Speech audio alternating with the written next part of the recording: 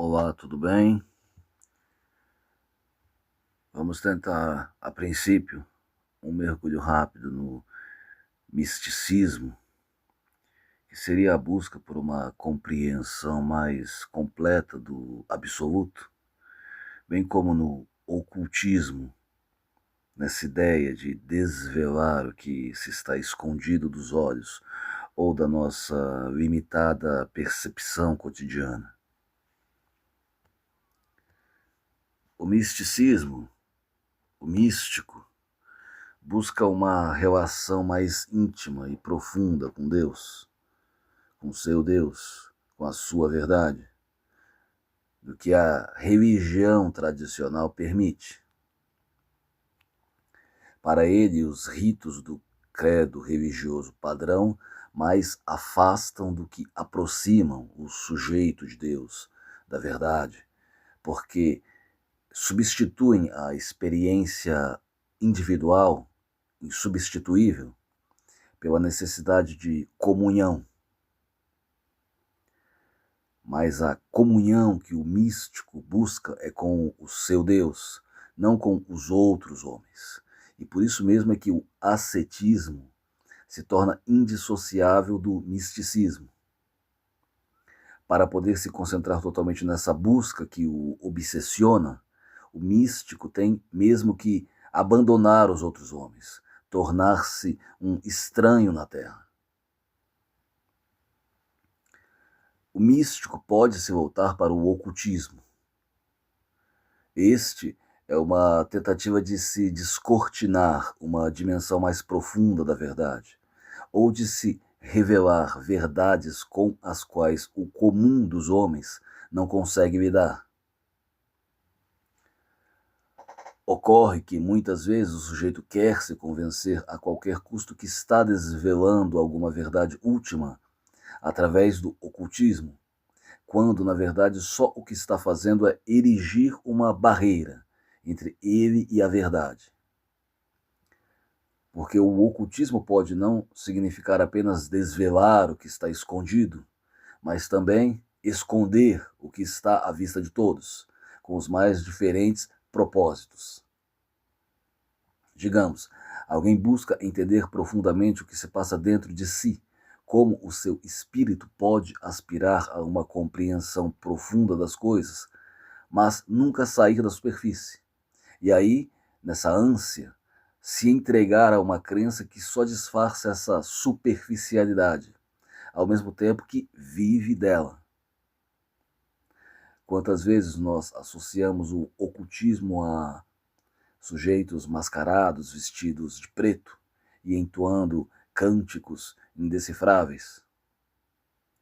A questão é, estão esses indivíduos realmente de posse de uma verdade a qual o comum dos mortais não tem acesso? Ou eles simplesmente adotaram uma indumentária e um jargão peculiares só para fingirem se diferenciar e atrair incautos? As ditas sociedades secretas, que de secretas não tem quase nada, aquelas reuniões a portas fechadas onde se pretende discutir as grandes questões do universo. Tudo isso, toda essa ritualística, realmente demonstra que é possível se aceder a um conhecimento mais profundo da realidade ou, simplesmente, o quanto o ser humano é impressionável. A religião do homem comum não é a mesma do teólogo. Todo mundo já deve ter percebido que este último usa um jargão todo particular, incompreensível para as massas. Assim, por exemplo, enquanto o teólogo entende Satã como uma metáfora, uma alegoria, o devoto comum crê na literalidade do diabo. Acha mesmo se tratar de um ser vermelho, de chifres, rabo e cheio de maldade na cabeça. Mas apesar de o teólogo e o crente típico viverem na mesma esfera religiosa, o primeiro não faz nenhuma questão de revelar a verdade para o seu correligionário mais humilde. Prefere que Este acredite, literalmente, que existe o diabo, assim como o inferno. Não existe componente mais poderoso na doutrinação religiosa do que o medo. O religioso típico é altamente impressionável, mas nós, que estamos fora do alcance da religião, não somos menos. Na verdade, ser impressionável parece ser uma característica tipicamente humana. Basta vermos alguém vestido elegantemente e falando palavras pomposas, difíceis, com muita ênfase, para termos certeza de que se trata, sem dúvida, de alguém que tem algo profundo a dizer. Ainda que o sujeito não diga nada além dos mais básicos clichês que tenha conseguido decorar. Foi no intuito de trabalhar com a impressionável mente dos homens comuns de sua época que Anton LaVey, ao criar sua própria religião, que rotulou de satanismo, inseriu nela vários elementos que, à primeira vista, não poderiam ou deveriam estar ali. Pois a ideia que a palavra satanismo traz à nossa mente não é exatamente uma reação ao cristianismo, que condena Satanás ao posto de inimigo da obra de Deus? Como então Satã poderia ter uma igreja para chamar de sua, e até uma Bíblia? Antes de falar de Anton LaVey e o seu satanismo, deixe-me comentar alguns pontos.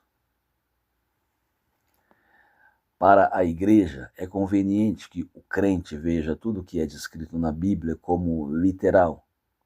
Mas, como eu disse, os teólogos mesmos interpretam tudo o que está contido no livro a seu talante.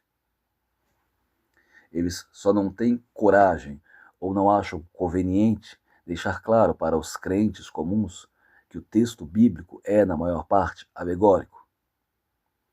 Assim se permite que o João da esquina continue acreditando que Deus e Satanás são entidades concretas, enquanto os próprios líderes da igreja dificilmente acreditam nisso. Não é possível saber com certeza se os homens que escreveram o texto bíblico original, há milhares de anos atrás, realmente acreditassem na literalidade de tudo que escreveram. Mas eles julgaram que para o grosso das pessoas seria benéfico acreditar em Satã como um ser concreto, dedicado a sabotar a boa obra de Deus. Já lá nos primórdios da religião cristã, já havia quem desafiasse essa leitura ao pé da letra das Escrituras. Ao invés de crer que existia de fato um inferno para onde seriam enviados os pecadores, eles viam o inferno como uma alegoria da ausência de Deus, a ausência de luz. Não se podendo saber com certeza, como não se pode ainda hoje, o que acontece após a morte, só restava especular. E a religião nada mais é do que uma especulação pomposa sobre a existência humana. Mas já antes, parecia muito desproporcional a ideia de uma eternidade de sofrimento como punição para uma brevíssima vida de pecado. Quem, como eu, está muito longe da esfera de influência do cristianismo, entende perfeitamente que a crença na literalidade bíblica tem um papel prático a desempenhar, qual seja, manter o devoto na linha. Nada de muito difícil de entender aí qual a escolha real quando a punição é o tormento eterno. Foi a percepção de que tal ideia, tal punição, não se coaduna com a existência de uma divindade benfazeja, que deu nascimento a uma reinterpretação radical dos dogmas da religião cristã. Mas essa reinterpretação, como eu disse, não chegou até hoje ao grosso da cristandade, que continua acreditando, literalmente, na existência do diabo, do inferno e do castigo eterno. Há muitos nomes diferentes para se referir ao diabo. Satã, Beelzebul, Belial. Os dois mais populares são Lúcifer e Satanás. A palavra Lúcifer significa aquele que traz a luz. Já Satanás deriva da palavra hebraica que significa adversário ou opositor. Lúcifer seria o nome do anjo que caiu e virou o inimigo de Deus. Já Satanás é o inimigo de Deus propriamente dito. Pois bem, há diversas interpretações possíveis para o significado de Satanás e muitos grupos diferentes que dão a si mesmos o rótulo de satanistas. Alguns consideram Satanás como um ser literal, o inimigo literal de Deus. Outros interpretam o termo como um símbolo, uma metáfora. Há aqueles que literalmente idolatram Satanás, por ele ser a encarnação do mal.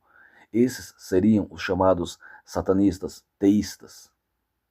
Eles levam a sério o que está escrito na Bíblia acerca do diabo e preferem ficar ao lado dele por se oporem ao Deus abraâmico. Existe também todo um uso artístico da temática satanista, muito presente em bandas de metal extremo, especialmente nos subgêneros death metal e black metal, que usam os símbolos tradicionais de Satã, os chifres, o bode, o sangue, a lascívia, a cruz invertida, como uma fórmula de expressão artística e também para afrontar os padrões típicos da moralidade cristã.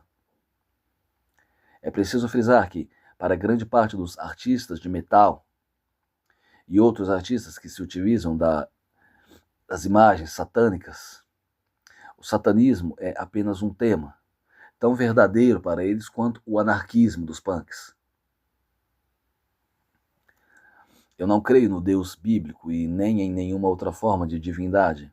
Portanto, para mim, o satanismo teísta faz tão pouco sentido quanto o cristianismo. Agora, o satanismo tal qual proposto por Anton LaVey é outra história, porque é um sistema minimamente coerente, ao contrário da religião que supostamente lhe deu origem. Por que supostamente? Porque o satanismo laveiano não surgiu como a resposta de um rebelde inconformado com a opressão da dogmática religiosa cristã. LaVey não cresceu num ambiente religioso extremista, tão típico lá nos Estados Unidos. Ele até teve uma infância e adolescência normais. Sua rejeição do cristianismo ocorreu por motivos de pura reflexão. Ele simplesmente deduziu, chegou à conclusão que aquilo que a gente observa na realidade, a crueza deste mundo, não se coaduna com o que a Bíblia diz a respeito de Deus. Então não devemos imaginar que se tratasse de um ex-crente, disposto a ridicularizar a igreja cristã como uma instituição dedicada ao diabo, num ato de vingança. LaVey fundou a Igreja de Satã em 1966, em meio à efervescência da contracultura que permeou aquela década. Na época, a sua igreja chamou muita atenção, atraiu inclusive muita gente famosa, atores de Hollywood, cantores famosos, etc. E também gerou muitos imitadores, que fundaram outras associações de orientação mais ou menos parecida. Segundo alguns dizem, LaVey chegou a acreditar literalmente na existência do diabo, como os cristãos acreditam, mas o mesmo nunca confirmou isso.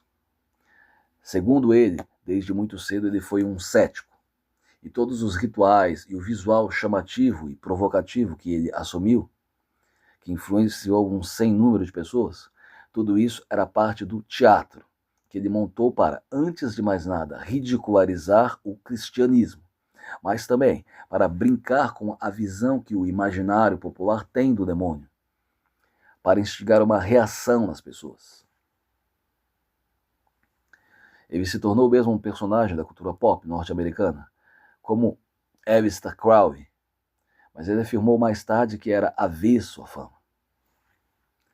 Como todo guru que se torna um personagem, surge a dúvida se se tratava apenas de um teatro ou se, de fato, há alguma havia alguma substância por trás do espalhafato. O fato é que ele ajudou o satanismo a se tornar uma parte essencial da contracultura, ainda que, para a absoluta maioria das pessoas que se utiliza dessa temática, trata-se mais de uma tentativa de provocar o establishment cristão do que qualquer outra coisa.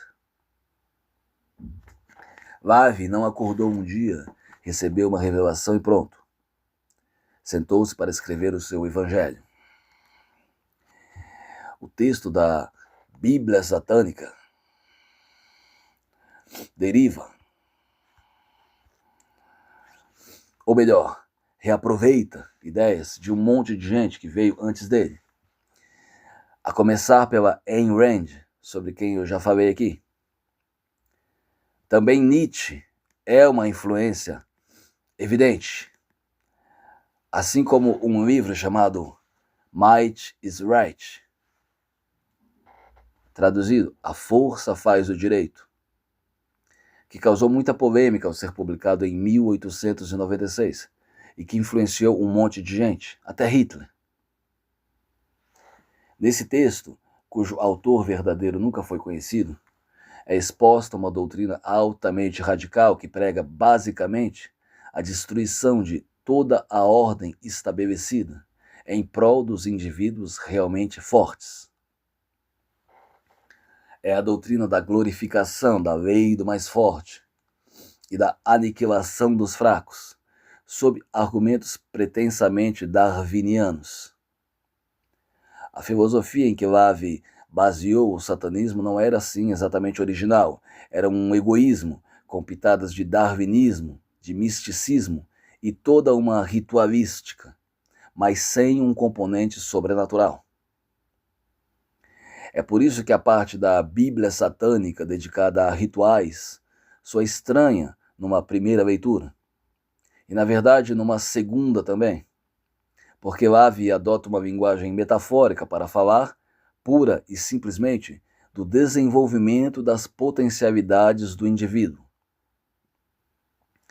Lavi criticava o espalhafato de satanistas que vieram antes dele, e também criticava o já citado Aleister Crowley, vulgo o pior homem de todos os tempos, o infame autor da famosa frase "Faz o que quiseres, eis o todo da lei", lembrado numa canção famosa do Raul Seixas. Para Lavi, Crowley era um falastrão que só queria se aparecer, e as suas extravagâncias e seu comportamento bizarro só serviam para tornar o ocultismo uma coisa digna de risadas. Aleister Crowley fundou uma filosofia chamada Telema, que prega basicamente um hedonismo esclarecido. Nisso, ele era próximo a Lavi, que também era um hedonista, mas este último propõe um hedonismo epicurista, não a defesa do prazer a qualquer custo.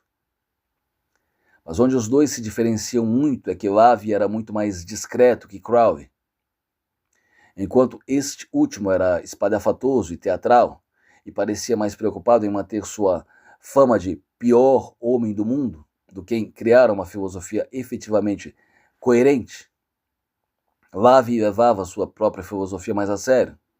Tentava criar uma aura de mistério em torno de si, a ponto de transformar o satanismo numa religião fechada para poucos, interessada não em proselitismo, mas em fundar um círculo de pessoas realmente interessadas em vivenciar o que pregavam.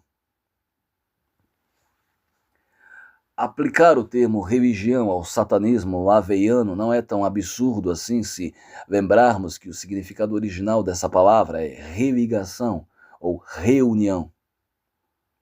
No caso, a religação não é com um hipotético ser superior, mas com a essência mesma do próprio indivíduo. Assim como a religião tradicional busca tirar o sujeito da obscuridade e lançá-lo numa relação mais íntima com Deus, o satanismo busca desvelar as trevas lançadas pelo próprio cristianismo sobre o espírito humano. Pensemos no pensamento de Friedrich Nietzsche. A relação é bem evidente. O escritor alemão acreditava que a humanidade havia regredido imensamente com o cristianismo e havia jogado no lixo todas as conquistas da Renascença e do Iluminismo.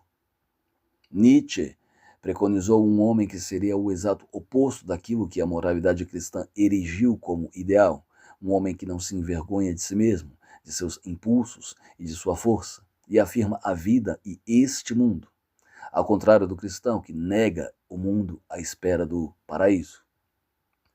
Nietzsche chamou essa figura de Übermensch, ou super-homem. O satanismo recupera esse ideal nietzscheano, sem os ares proféticos do autor do Zaratustra.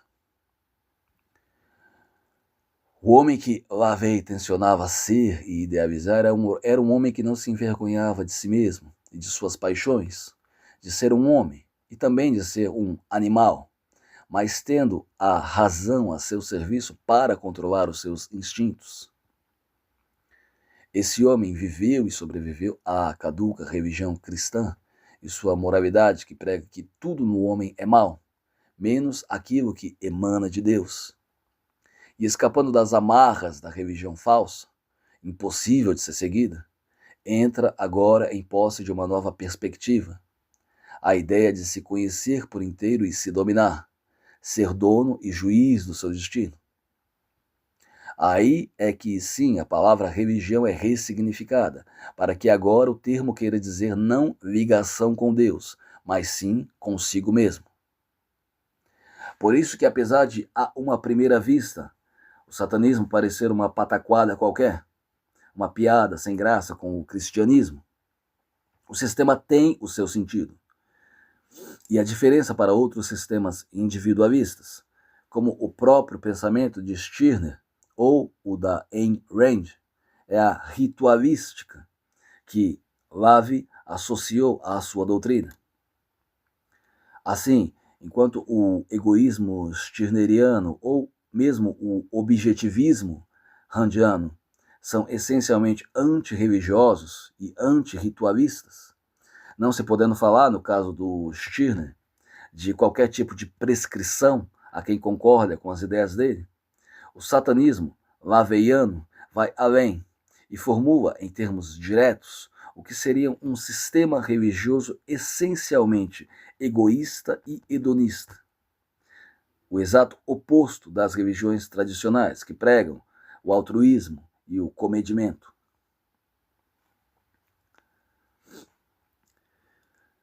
Sem o aspecto simbólico que a religião assume, com vestimentas, cerimônias e títulos, que em tudo lembram a religião cristã, o satanismo seria só um sistema a mais, que se segue ou se rejeita.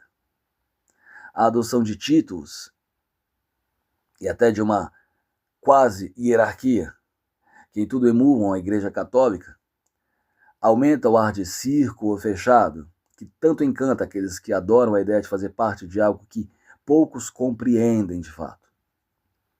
Uma aura de esoterismo permeia essa doutrina, aquela verdade que só está ao alcance de uns poucos. Um livre pensador que não se sinta lá muito à vontade com a simbologia religiosa do cristianismo também não vai gostar muito do satanismo, já que abandonou a religião tradicional para fugir desse tipo de coisa, que julga inútil. Acontece que se a gente descartar o sistema laveiano só por esse aspecto, digamos, teatral, vamos ignorar o que de fato faz sentido dentro do sistema, ao contrário do cristianismo, que, afinal, faz muito, mas muito barulho mesmo, por nada, para falar a um ser imaginário no céu. Quando você vê através do que Lavey está dizendo, para além do seu jargão empolado, e se dá conta de que tudo o que ele está falando é que não existe Deus, muito menos Satã, e que o significado desta última palavra nada mais é do que o próprio homem, uma representação do próprio homem, que o verdadeiro adversário do Deus cristão é o homem, ou seja, que se afirmar como homem implica automaticamente em se rejeitar o Deus cristão. É o que inúmeras pessoas fazem, mesmo permanecendo na esfera do pensamento religioso. Muitos dos já citados místicos fazem isso, rejeitam a perspectiva tradicional do Deus pessoal do abrahamanismo, em prol de um entendimento mais profundo e abrangente de Deus. Enquanto este é moldado de acordo com o crente que crê nele, o Deus do místico está além da sua compreensão, e toda a sua vida consiste em tentar compreender a esse ser. Por isso mesmo, o místico tende a se afastar de todo o resto, já que tem uma tarefa para a vida inteira. Ao instituir em sua igreja toda uma série de rituais que evocam a experiência mística, o que Lave buscava é penetrar no âmago mesmo do misticismo e do ocultismo. Não se embevecer de uma prática ou qualquer de alienação da realidade. Ao contrário, a ideia era exatamente penetrar na realidade última das coisas. Tornar as coisas que existem no homem e ao seu redor transparentes para o seu espírito. Assim, enquanto ele parece estar validando a religião tradicional pela imolação de um de seus traços mais típicos, a ritualística, o que ele está pretendendo é desvelar o que o indivíduo efetivamente busca através de tais práticas. E mais do que isso, como eu disse lá no início, o ocultismo, as mais das vezes, não é uma técnica para desvelar o que está escondido, mas sim para esconder aquilo que, à vista de todos, não careceria de nenhuma explicação. Por isso, o traço típico do ocultismo é a vestimenta escura e a face coberta, para dar a entender que se sabe de algo de escondido, proibido, que, para se conhecer, só sendo parte do círculo fechado. O ocultismo se junta ao esoterismo para propor que certas verdades só são acessíveis a iniciados. Não é um grande segredo que se revela, mas que se cria voluntariamente. Daí, partindo para a religião comum, temos que toda aquela ritualística, todos aqueles gritos, desmaios, toda aquela agitação, examinada à luz fria da realidade, se mostra como algo totalmente desprovido de significado maior, que não seja o simples prazer de se fazer parte de um grupo especial de pessoas. Cessando o barulho, cessando os rituais, não resta nada, senão a percepção de que, se Deus existe, ele é completamente indiferente à nossa existência.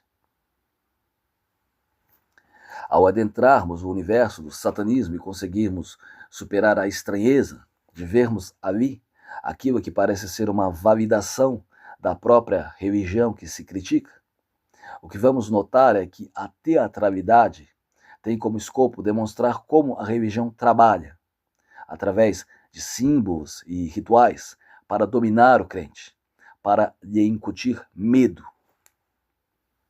Como a religião cria aquela aura de sacralidade em torno das coisas para dar a entender que é mais profunda que de fato é. E principalmente, como a religião trabalha para esconder o homem de si mesmo, para fazer com que o homem sinta vergonha de si mesmo. Você ganhar um entendimento mais aprofundado da simbologia dos rituais religiosos é algo fundamental para você se tornar menos impressionável.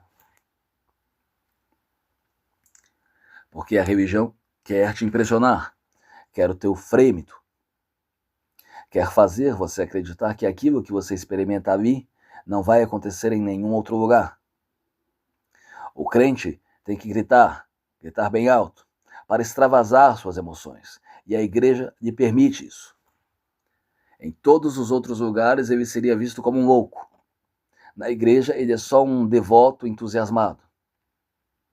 Mas não é só a igreja estritamente que busca explorar teu entusiasmo. Mágicos, médiums, políticos, artistas, todos querem te deixar num estado eufórico, para tirar proveito da tua emoção, da tua suscetibilidade. Assim você sai do culto ou da sessão espírita, Certo que presenciou um acontecimento fenomenal, mas tudo que ocorreu ali foi um teatro, cuidadosamente elaborado para mexer com o teu psicológico. É dessa forma que a ritualística do satanismo ganha algum sentido, mostrando ao participante como somos suscetíveis, como somos sugestionáveis, como um sujeito careca, com olhos penetrantes, vestido de preto e falando enfaticamente, parece ser detentor de segredos que ninguém mais conhece. E como, saindo dali, deixando aquele ambiente controlado, percebemos aqui fora o ridículo da coisa toda, o ridículo da própria religião, e como ela pode nos controlar facilmente quando baixamos a guarda.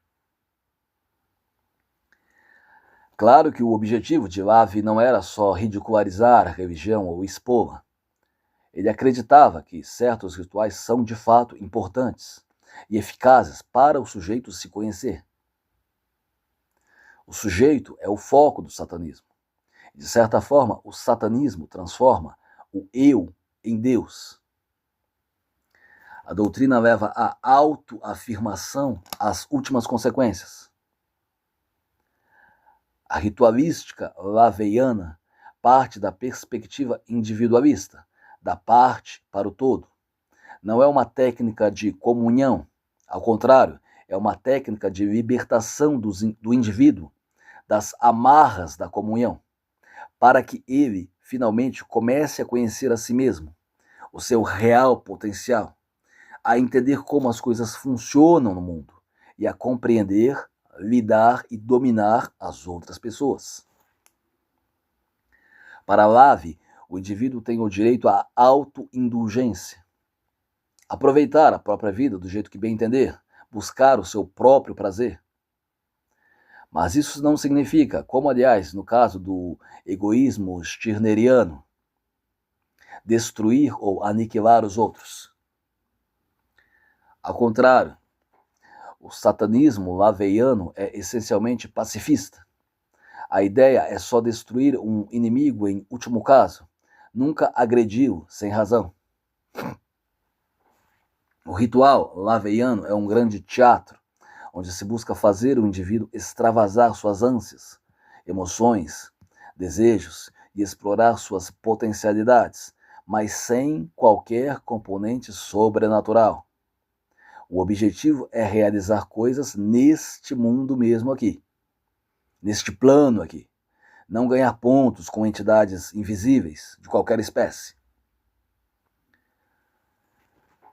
Lave dividiu os rituais principais entre rituais de compaixão, de destruição e de luxúria, com o objetivo, nessa ordem, de instigar o sentimento de afeição por alguém, principalmente por si mesmo, de canalizar os sentimentos de raiva e ódio na pessoa de maneira construtiva e, por último, de celebrar a carne, a sensualidade mesmo. Esses três rituais principais eram o que ele chamou de magia maior. O satanista é incentivado assim a não se envergonhar de seus instintos, mas ele tem que entender que precisa controlar esses instintos para não se tornar escravo deles. Lave também escreveu sobre o que ele chamou de magia menor, que seriam técnicas de controle psicológico que visam dar ao indivíduo não apenas vantagens sobre os outros, mas também um conhecimento o mais próximo do perfeito, do ambiente em que ele vive ou se encontra. Essas técnicas se assentam em três pilares: indulgência, descondicionamento e catarse. A indulgência é puramente a celebração do prazer humano, se permitir. O descondicionamento é como que uma desconstrução dos complexos, dos preconceitos e crendices que a religião incutiu na mente do sujeito. E a catarse é a técnica para se livrar das frustrações, dos sentimentos negativos dentro do sujeito, que o impedem de viver a vida a seu gosto. Veja que o cerne da coisa toda é sempre o indivíduo, nunca o coletivo, e por isso não é absurdo dizer que o satanista é seu próprio Deus. Ele é o centro do seu próprio universo. É o exato oposto do que prega a religião cristã, que diz, afinal, que nossa vida não é nossa, mas pertence a Deus. Estamos aqui só para fazer a vontade dele. Lavie faz parte do restrito grupo de caras que desconstruíram o pensamento religioso tradicional e expuseram não apenas a vacuidade das suas pretensões sobrenaturais, mas principalmente suas reais motivações internas. Ao adotar a terminologia e a simbologia tipicamente cristãs, o que Lavie fez foi tentar demonstrar quais as intenções e os resultados práticos dessa religião, que se pretende tão acima das coisas deste mundo, mas vive dele, nele e para ele. Ele usa da própria religião para demonstrar que o inimigo de Deus é o próprio homem, o próprio crente, e mostra que o único objetivo lógico possível da fé em Deus seria se livrar de Deus e colocar algo no lugar. Já que todo ensinamento religioso enfatiza a miséria da existência humana, temos, logicamente, que essa existência é algo indesejável. Se essa existência é algo indesejável, devemos aspirar a outra coisa, que não ela, que não a vidinha que nós vivemos aqui. Essa outra coisa é ser diferente do que somos, é ser diferente da miséria à nossa volta, ou seja, é ser Deus, é ser algo que está além da precariedade e da vacuidade que observamos ao nosso redor. Não é à toa que o Deus do cristão, no fundo, é um reflexo dele mesmo. A um só tempo, o Deus dele é tudo o que ele não é e tudo o que ele gostaria de ser. A hierarquia que foi instituída na Igreja de Satã, apesar de emular o catolicismo com sacerdotes, mestres, bruxos, os membros regulares, etc., não tem a finalidade de estipular uma submissão real entre seus membros. A Igreja de Satã é uma espécie de sociedade de admiração mútua. Lembrando que a palavra igreja significa assembleia ou congregação. Os membros estão ali por conta própria, e não porque Deus assim ordenou. Eles podem sair quando bem entenderem. Quando um membro avança de um grau para outro, ele está simplesmente tendo o seu valor reconhecido. Por se tratar de uma instituição voltada ao bem material, à consecução de conquistas materiais, à indulgência, o satanismo busca, antes de mais nada, motivar o satanista a pensar por conta própria, a não se impressionar com títulos e hierarquia, mas apenas com capacidade, com inteligência e com poder. A ambição é incentivada, assim como a rivalidade. Tudo o que é oposto à religião tradicional. Ao contrário do crente, o satanista tem a plena ciência que toda hierarquia é uma conveniência humana, criada para fins humanos e não divinos. Por isso, a despeito de seu aspecto quase anedótico, o satanismo laveiano faz mais sentido que o cristianismo. Enquanto este busca um fim inatingível, o primeiro se foca em um fim bem visível para todos, o próprio ser humano. Atingir um grau máximo de consciência e domínio de si mesmo, atingir uma tal independência dos outros, principalmente da opinião dos outros, aproveitar a vida ao máximo e sem neuras, eis o cerne do satanismo. Se tal é possível ou não, aí é questão de se crer ou não na eficácia da doutrina. Eu deixei claro, então, que a imagem e a ritualística do satanismo têm um significado prático, desvelar o que realmente está por trás da religião. A religião usa e precisa usar o medo. O satanismo busca livrar o sujeito do medo das coisas e principalmente do medo de si mesmo. Pois quantas das ideias religiosas não têm o único objetivo de alienar o sujeito de si mesmo, de fazer a pessoa sentir vergonha de ser o que é. E através desse mergulho na escuridão, o indivíduo perde o medo da escuridão. Assim como uma criança passa anos com medo de dormir com a luz apagada, sem se dar conta de que os monstros que ela vê no escuro só estão na sua própria cabeça. Por último, 2 pontos. Primeiro, Anton LaVey criou em torno de si uma aura de mistério muito condizente com o pretenso representante do diabo na Terra.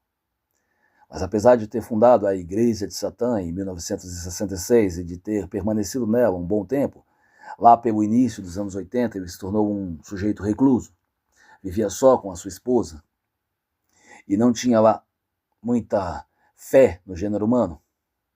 Ele se dizia muito misantrópico.